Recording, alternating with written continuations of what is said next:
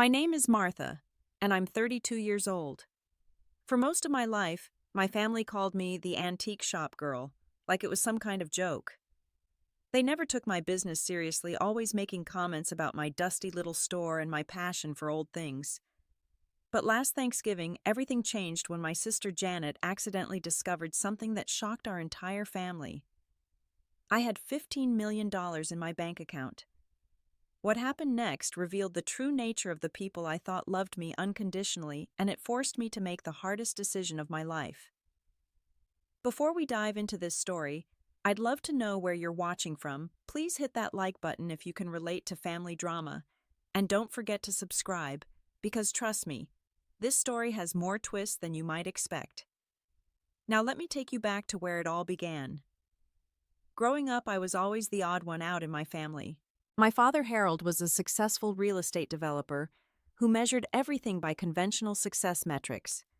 He wore expensive suits, drove luxury cars, and expected his daughters to follow traditional paths to prosperity.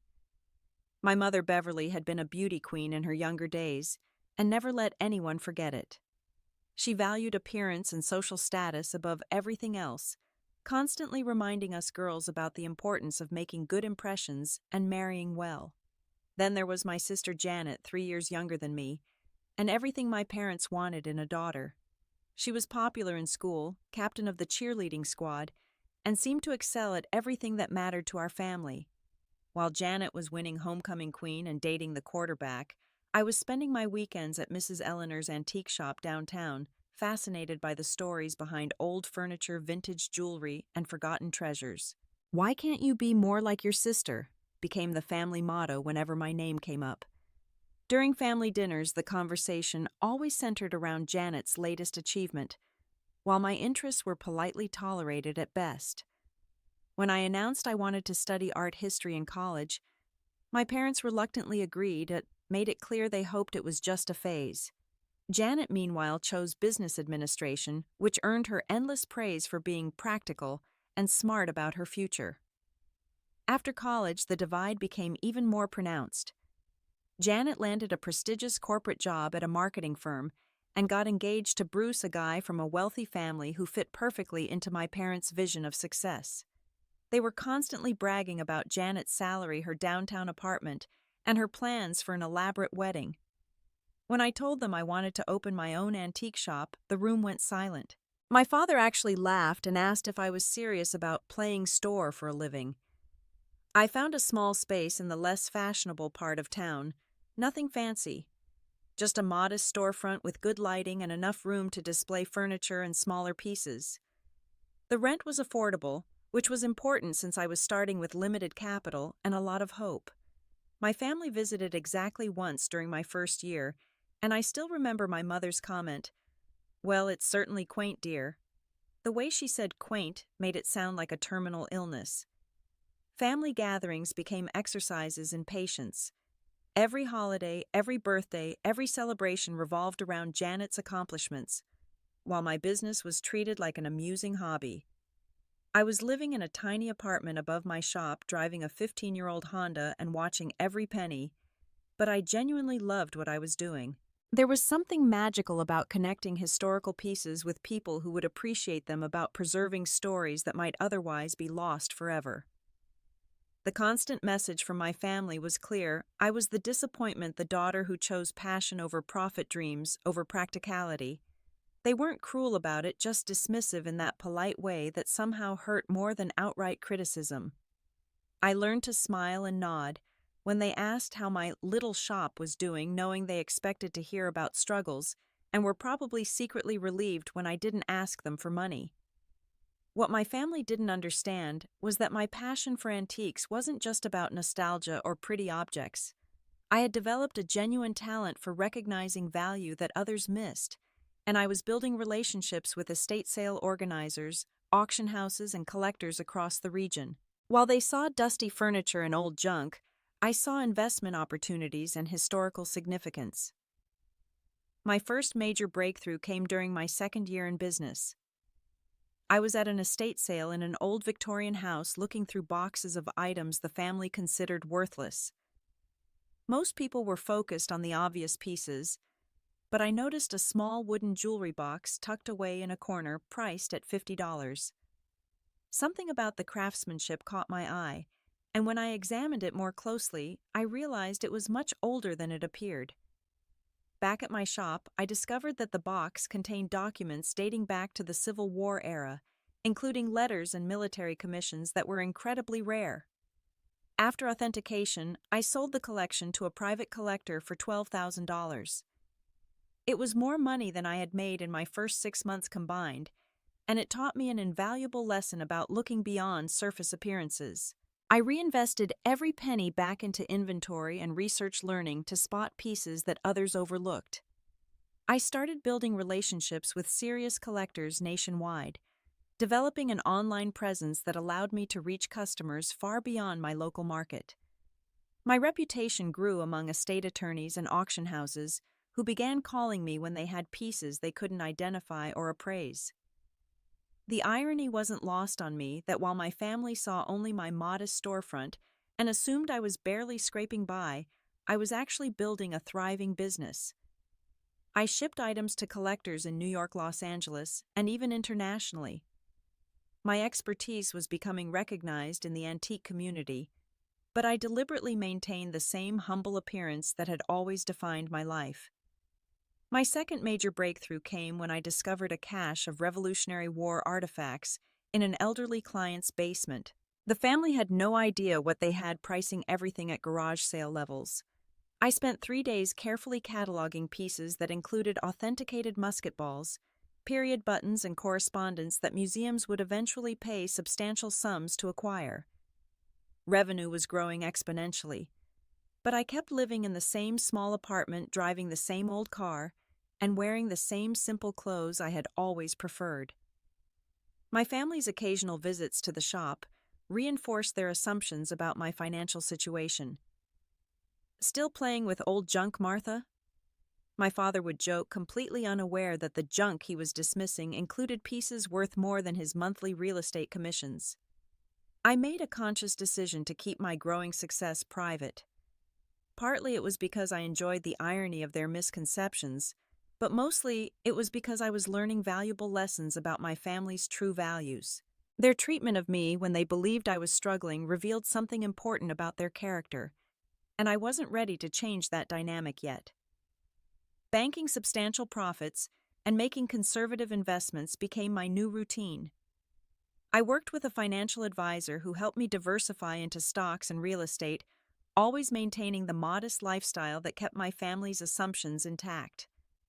There was something liberating about their low expectations, allowing me to build wealth without the pressure of their opinions or demands. By my 5th year in business, I had transformed from a struggling shop owner into a recognized expert in American antiques and historical artifacts. Auction houses were consulting me regularly. Insurance companies hired me for appraisals, and estate attorneys knew to call when they encountered pieces they couldn't evaluate. My expertise had become my most valuable asset, generating income streams far beyond simple buying and selling. The breakthrough that changed everything came when I was contacted by the estate attorney handling the affairs of a reclusive collector who had died without immediate family. The house was filled with pieces accumulated over 40 years, and the distant relatives just wanted everything sold quickly to settle the estate. They were asking $300,000 for the entire contents, a sum that seemed enormous until I spent 2 days walking through the collection.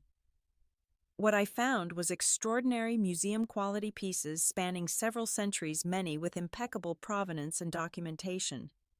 There were Ming Dynasty ceramics, colonial-era furniture, Civil War memorabilia, and Native American artifacts that belonged in the Smithsonian. The family had no idea what they were selling. They simply wanted the house cleared and the money distributed. I took out a loan against my existing assets and bought the entire estate. Over the next 18 months, I carefully researched, authenticated, and sold pieces to museums, private collectors, and auction houses around the world. A single Ming Dynasty vase purchased as part of the lot sold to an international collector for $400,000. The total return on my investment exceeded $2 million. My financial advisor suggested it was time to seriously diversify my portfolio. We invested in dividend-paying stocks, purchased several historic properties for restoration and rental income, and set up retirement accounts that would ensure my security for life. By the time I turned 31, my net worth had crossed multiple millions, but my lifestyle remained unchanged. During Janet's engagement party, I gave her a thoughtful but modestly priced vintage jewelry set I had restored myself. My parents praised my creativity, while clearly expecting nothing more valuable from their struggling daughter. Bruce made a comment about how artistic types show love through meaningful gestures, rather than expensive gifts, not knowing that the piece I had chosen was worth more than his monthly salary. Watching my family's reactions during these gatherings became a study in human nature. Their treatment of me was based entirely on their assumptions about my financial situation. They were kind, but patronizing, supportive but condescending, loving but dismissive. I realized I was conducting an unintentional experiment in conditional love, and the results were becoming increasingly clear. The decision to maintain secrecy about my wealth became more intentional over time. I was learning who my family really was when they believed I had nothing to offer them beyond emotional support. Their true values were being revealed through their interactions with someone they perceived as financially unsuccessful, and I was storing away every lesson for future reference. My confidence in business decisions grew with each successful transaction. I was no longer the uncertain young woman who had stumbled into antiques by accident. I had become a successful entrepreneur with expertise that commanded respect in professional circles, even if my family remained oblivious to my transformation. Thanksgiving had always been our family's most important gathering, a tradition that brought together 3 generations around my mother's perfectly set dining room table. This year felt no different as I drove to my parents' house in my reliable old Honda carrying a bottle of wine and the same pumpkin bread I brought every year. I had no idea that this particular Thanksgiving would become the day that changed my relationship with my family forever. Janet arrived with Bruce in their new SUV, practically glowing with excitement. The moment they walked through the door, it was clear they had news to share. After the usual greetings and settling in, Janet made the announcement that dominated the entire evening: she was pregnant. The room erupted in celebration, with my parents immediately starting to plan for their first grandchild and Bruce beaming with pride. I was genuinely happy for my sister. Despite our different paths in life, I loved Janet and wanted her to have everything she dreamed of. I congratulated her warmly and listened as the conversation naturally shifted to discussions about nursery plans, baby names, and all the changes this new addition would bring to our family. For the first time in years, I felt truly included in a family moment that wasn't about comparing my choices to Janet's achievements. As dinner progressed, the conversation took a turn toward practical concerns. Bruce mentioned that his company was facing potential layoffs due to economic uncertainty, and Janet expressed worry about taking unpaid maternity leave when they were already stretching their budget to afford their lifestyle. My parents offered emotional support and suggested that times like these were when families needed to help each other however they could. I noticed the pointed looks in my direction during this conversation, the subtle assumption that I would be the one needing help rather than offering it. The irony was overwhelming, but I kept my expression neutral and continued enjoying my dinner. They had no idea that I could solve their financial concerns with a single phone call to my investment advisor. When I excused myself to use the bathroom, I made the mistake that would change everything. I left my phone on the dining room table, something I had done countless times before without consequence. While I was upstairs, a text message notification appeared on my screen from my financial advisor, a routine update that I usually received monthly. Janet later told me she had only glanced at the phone when it buzzed, but the preview message was impossible to ignore. Congratulations, Martha. Your portfolio has officially reached the $15 million milestone we discussed. Call me next week to discuss rebalancing options. When I returned to the table, I could immediately sense that something had shifted. Janet was staring at me with an expression I couldn't quite read, and the conversation seemed strained. She kept glancing at my phone, then at me as if she was trying to solve a puzzle. I assumed she was just tired from the excitement and pregnancy hormones, so I didn't think much of it initially. The rest of dinner passed in an atmosphere that felt different from the celebration we had started with. Janet was quiet. Bruce seemed confused by her mood change, and my parents continued their enthusiastic grandparent planning while remaining oblivious to the undercurrent of tension. I helped clear the table and said my goodbyes, still unaware that my sister had discovered the secret I had been keeping for years. During my drive home, I replayed the evening in my mind, trying to understand why the mood had shifted so dramatically. Janet had seemed genuinely happy about her pregnancy announcement, but something had definitely changed her demeanor during the latter part of the evening. I chalked it up to pregnancy emotions and looked forward to being an aunt completely unprepared for what was coming next. The phone calls started 2 days later. Janet's first call came under the pretense of thanking me for dinner and asking how I was doing, but I could hear something different in her voice. She asked casual questions about my business, how sales had been lately, and whether I was managing okay financially. These weren't unusual topics for us to discuss, but there was an intensity to her questions that hadn't been there before. The second call was more direct. She asked if I had any investment accounts, or if I had been saving money from the shop. When I gave vague answers about putting aside what I could, she pressed harder, asking specific questions about amounts and account types. I started to feel uncomfortable with the interrogation, but still had no idea she had seen the message from my financial advisor. By the third call, I knew something was seriously wrong. Janet suggested we meet for coffee, just the two of us, to catch up, without the rest of the family around. Her tone was different, more serious, and I could detect an edge of anger or resentment that I had never heard before. I agreed to meet, thinking that perhaps she wanted to discuss her pregnancy concerns or ask for advice about something private. We met at a small cafe near my shop, Neutral Territory, where we could talk freely. Janet wasted no time getting to the point. She placed my phone number on the table between us and asked me directly about the text message she had seen on Thanksgiving. My heart sank as I realized my secret was out, but I tried to maintain composure while deciding how much to reveal. "Is it true, Martha?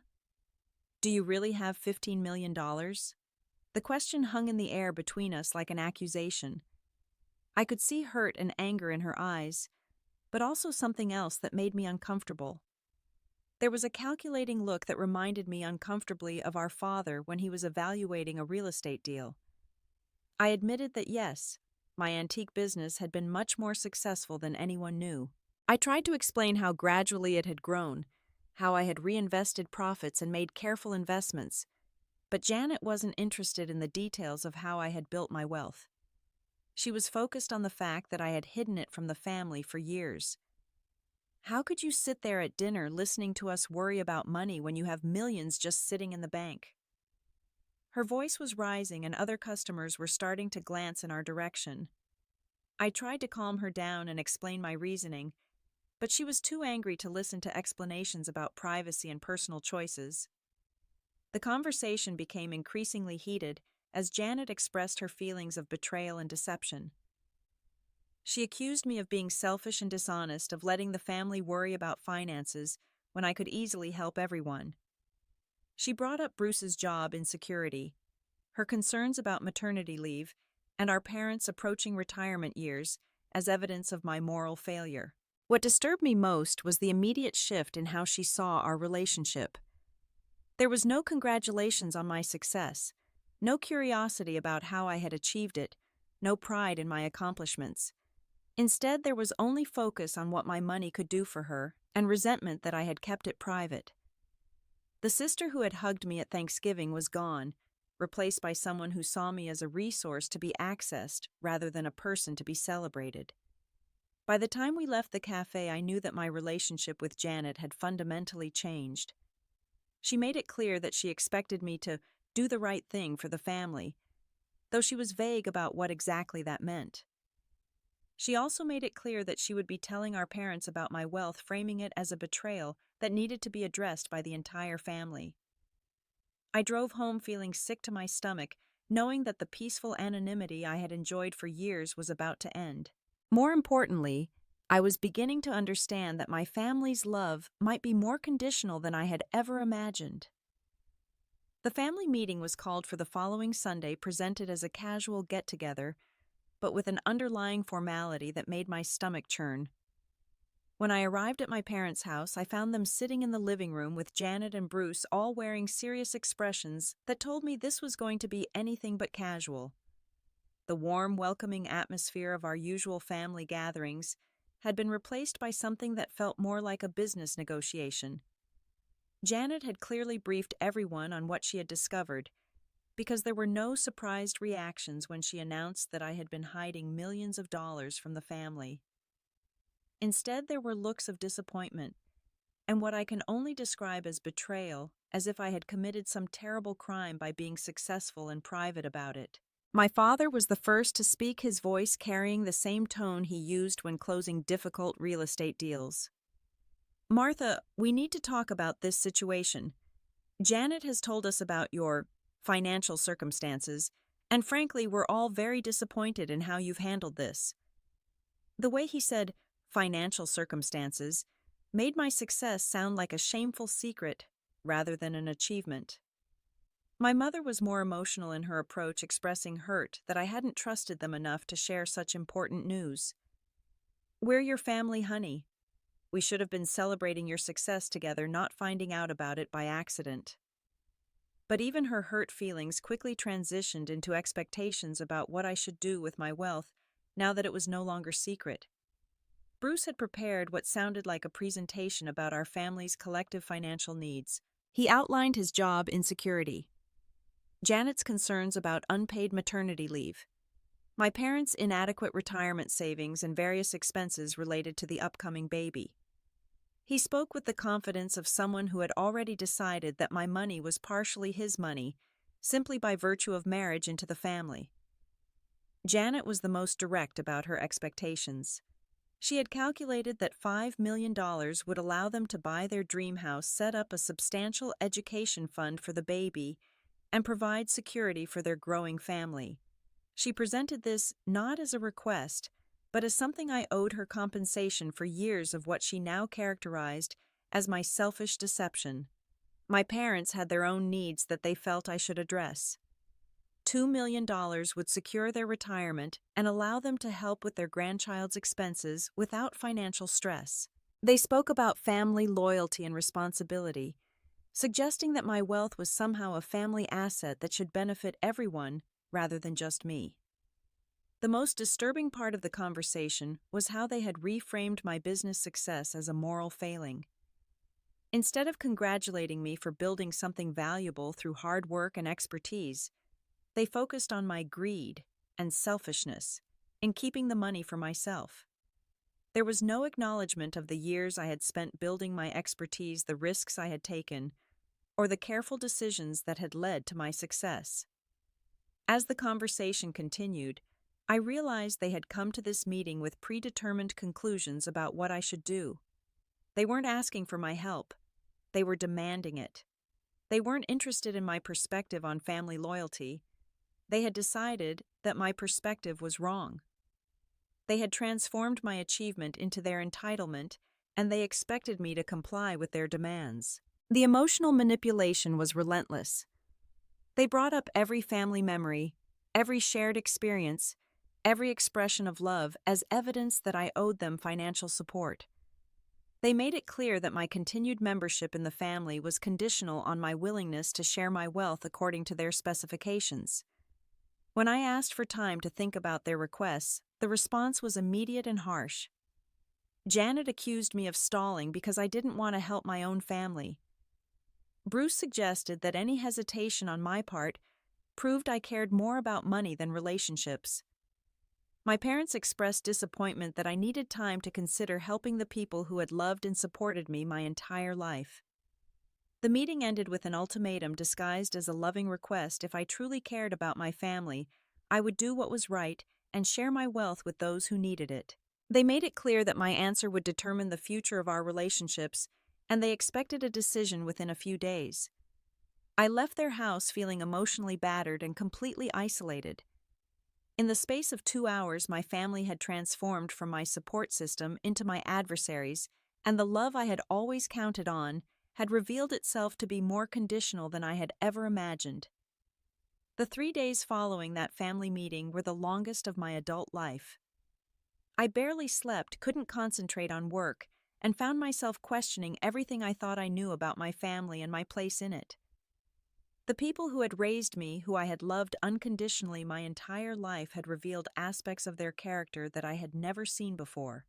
I made an appointment with an attorney who specialized in family law and asset protection, not because I was planning legal action, but because I needed to understand my options and obligations. She was kind but direct in explaining that I had no legal obligation to share my wealth with family members, regardless of their needs or expectations. She also helped me understand the importance of setting clear boundaries and maintaining them consistently. The attorney's questions helped me clarify my own thinking about the situation. She asked whether I believed my family would have made these demands if I had inherited the money, rather than earned it, and I realized the answer was probably no. She asked whether they had ever expressed interest in my business success before discovering the financial results, and again the answer was clearly no. These questions helped me understand that their demands were based on opportunity rather than genuine family need. During those 3 sleepless nights, I replayed every family interaction from the past several years, looking for signs I had missed about their true feelings toward me. I realized that their treatment of me had always been based on their assumptions about my financial situation. They had been kind but patronizing when they believed I was struggling, and now they were demanding and entitled when they discovered I was successful. The most painful realization was that they had never valued me for who I was as a person. My intelligence, my expertise, my business acumen, my personal growth over the years, none of that mattered to them. They saw me only in terms of what I could provide, whether that was entertainment value as the quirky antique girl, or financial resources as the secretly wealthy sister. I thought about my nephew or niece who would be born in a few months, and I genuinely wanted to help provide for that child's future. But I also realized that giving in to these demands would set a precedent that would define our family dynamics for the rest of our lives. If I handed over millions of dollars because they demanded it, what would they expect next time they faced financial challenges? The decision that crystallized during those 3 days wasn't just about money. It was about respect boundaries and what kind of relationships I wanted to have with my family members. I could give them money and continue being seen as a resource to be managed, or I could maintain my boundaries and risk losing relationships that might not have been as genuine as I had believed. I also consulted with a therapist who helped me understand the emotional manipulation tactics my family had used during our meeting. She pointed out the guilt trips, the conditional love, the reframing of my success as selfishness, and the way they had made their financial planning my responsibility. Understanding these tactics helped me see the situation more clearly and gave me strength to resist the emotional pressure. By the 3rd day, I knew what I had to do. I would return to my family with clear boundaries and reasonable offers of help that didn't compromise my financial security or personal autonomy. If they rejected my boundaries, I would learn something important about their priorities and my value in their lives. I called my parents and asked to meet with everyone again, saying I was ready to discuss the situation and share my thoughts about how we could move forward as a family. Walking back into my parents' house for the second family meeting felt like entering a courtroom where I was both the defendant and the judge. They were waiting in the same formation as before, expectant faces showing they assumed I was coming to announce my compliance with their demands. The confidence in their expressions told me they had spent the week planning how to spend my money rather than considering my perspective. I had prepared carefully for this conversation, writing down my key points to ensure I communicated clearly despite the emotional intensity I knew was coming. I started by acknowledging that I understood their financial concerns and that I genuinely wanted to help my family in reasonable ways. This seemed to relax them initially as they assumed I was leading up to the answer they wanted to hear. Then I explained my position. I would not be giving anyone millions of dollars, but I was willing to help within boundaries that maintained my financial security and personal autonomy. I offered to contribute $5,000 annually to my future nephew or niece's education fund, a sum that would provide meaningful help over 18 years without compromising my own future. I offered to help my parents with small emergencies or specific needs as they arose within reasonable limits. The reaction was immediate and explosive. Janet burst into tears, accusing me of being selfish and cruel to my own family. She calculated that my offers amounted to practically nothing compared to what I could afford, and she was right from a purely mathematical perspective. But I tried to explain that the amount wasn't the point. The principle of maintaining boundaries and making decisions about my own money was what mattered. Bruce's response was the angriest. He accused me of being one of those entitled rich people who forgot where they came from and abandoned their families once they achieved success. He brought up every family gathering, every shared meal, every moment of support I had received over the years as evidence that I owed them more than I was offering. His voice rose as he talked about my obligation to ensure his child had advantages that his salary couldn't provide. My parents' disappointment was perhaps the hardest to bear. They spoke about family values and loyalty in ways that made my boundaries sound like betrayal. My mother cried as she talked about how she had raised me to care about others, implying that my position proved I had lost my moral compass. My father was more direct, calling my offers insulting and suggesting that I was not the daughter he had raised. I tried to explain what I had learned about their treatment of me over the years, how their love seemed conditional on their perception of my financial status. I pointed out that they had never valued my business success when they thought it was modest, and they weren't celebrating my achievements now that they knew the truth. But they weren't interested in self-reflection. They were focused on my refusal to meet their financial demands. The conversation devolved into accusations and emotional manipulation that surpassed even my worst expectations. Janet accused me of not caring whether her child had opportunities for success. Bruce suggested I was mentally ill to value money over family relationships. My parents questioned whether I had ever really loved them if I could refuse to help when they needed it most. As the attacks continued, I felt something shift inside me. The guilt and confusion I had been carrying for days was replaced by clarity and strength. I realized that this wasn't really about money at all. It was about control and entitlement. They wanted to dictate how I used my wealth, and when I refused to comply, they were revealing their true feelings about me as a person.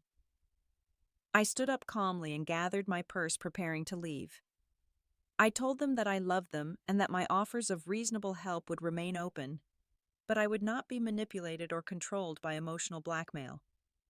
I explained that their response to my boundaries had taught me important lessons about our relationships, and I needed time to process what I had learned. Janet's final words as I walked toward the door were, "If you leave here without giving us what we need, don't expect to be welcome back." My father added that I was choosing money over family and there would be consequences for that choice. My mother just cried, which somehow hurt more than the angry words. I walked out of that house knowing that my family relationships had been fundamentally altered, possibly forever. But I also walked out with my integrity intact and my boundaries firmly established. For the first time in my life, I had chosen my own well-being over my family's approval, and despite the pain, it felt like the right decision. The months following my decision to maintain boundaries with my family were filled with grief, growth, and unexpected discoveries about my own strength. Initially, I went through something very similar to mourning, because in many ways I had lost the family I thought I had. The people who had raised me and shaped my early years were still alive and living just across town, but our relationships had been irreparably damaged by their demands and my refusal to comply. I continued working with the therapist I had consulted during the crisis, using our sessions to process the complex emotions of family estrangement and financial guilt. She helped me understand that setting boundaries wasn't cruel or selfish. It was necessary for my emotional health and future relationships. She also helped me recognize the patterns of manipulation and conditional love that had probably been present in my family dynamics for years, hidden beneath surface expressions of care and support. The hardest part was accepting that my family's love had always come with conditions I hadn't recognized. When they believed I was struggling financially, their love was expressed through pity and low expectations. When they discovered I was successful, their love became demands for financial support. In neither case was I valued simply for being myself, and that realization was both painful and liberating. I threw myself into my work with renewed passion, finding comfort in the straightforward nature of business relationships and the satisfaction of connecting historical pieces with people who truly appreciated them. My expertise continued to grow, and my reputation in the antique community provided a sense of professional family that was based on mutual respect rather than obligation or entitlement. Gradually, I began building what therapists call a chosen family of friends and colleagues who valued me for my personality, interests, and character rather than my financial status. These relationships felt different from my biological family connections because they were based on genuine mutual interest and respect. People sought my company because they enjoyed my conversation, not because they wanted something from me. About 6 months after our final confrontation, my father called to invite me to Janet's baby shower. His tone was formal and somewhat cold, but he made it clear that I was welcome to attend if I was ready to be part of the family again. The implication was obvious. I could return to family events if I was willing to reconsider my position on financial support. I declined the invitation politely but firmly, explaining that I wasn't ready to resume normal family relationships while the fundamental issues remained unresolved. Janet gave birth to a beautiful daughter named Carol, and I sent a thoughtful gift along with a card expressing my love for my new niece. I also set up the education fund I had promised, ensuring that my contribution would grow over time and provide real help for Carol's future. My gift and card were acknowledged with a brief thank you note, but there was no invitation to meet my niece or participate in her early milestones. Using my wealth responsibly became an important part of my healing process. I established scholarships for art history students at my alma mater, donated to organizations that preserved historical artifacts, and supported young entrepreneurs who were starting their own businesses. These philanthropic activities helped me feel that my money was making a positive difference in the world, even if it wasn't being used to solve my family's problems. The business continued thriving, and I eventually expanded to include consultation services for museums and private collectors around the world. My expertise was recognized through speaking engagements and published articles providing professional satisfaction that my family had never acknowledged or celebrated. Building a successful career based on knowledge and skill gave me confidence that had nothing to do with family approval. As time passed, I realized that my family's rejection had actually freed me from a lifetime of trying to earn love that was fundamentally conditional. I no longer had to worry about disappointing them or living up to their expectations, because I had learned that their expectations were based on what I could provide rather than who I was as a person. The most important lesson I learned was that family isn't just about blood relations. It's about people who support your growth, celebrate your successes, and love you unconditionally. My biological family had failed that test when money entered the equation, but I was building new relationships that were based on healthier foundations. Looking back now, I can honestly say that refusing to give in to my family's financial demands was one of the best decisions I ever made. It was painful and lonely at times, but it allowed me to discover my own strength and build authentic relationships based on mutual respect. Sometimes the most loving thing you can do is refuse to enable someone else's entitlement, even when that someone is family. My life today is filled with work I'm passionate about, relationships that nourish my soul, and the peace that comes from living authentically rather than trying to please people who were never really pleased with me anyway. I have financial security that allows me to make choices based on my values rather than fear, and I've learned that true family supports your success rather than demanding to control it. The door I closed on my family's demands opened windows to a life that's more genuine and fulfilling than anything I had before. While I still feel sadness about the relationships I lost, I'm grateful for the lessons I learned and the person I became through that difficult experience. So I want to ask you, have you ever had to choose between family expectations and your own boundaries? How do you handle relationships with people who seem to love you conditionally? Share your thoughts in the comments below, because I'd love to hear your perspective on family dynamics and financial boundaries. If this story resonated with you, please hit the like button and subscribe for more real-life stories about family money and personal growth. And don't forget to share this video with anyone who might be struggling with similar family pressures. Thank you for listening to my story, and I hope it helps you feel less alone if you're facing difficult family decisions. Remember, you deserve relationships that celebrate your success rather than demanding to control it. Take care of yourselves, and I'll see you in the next story.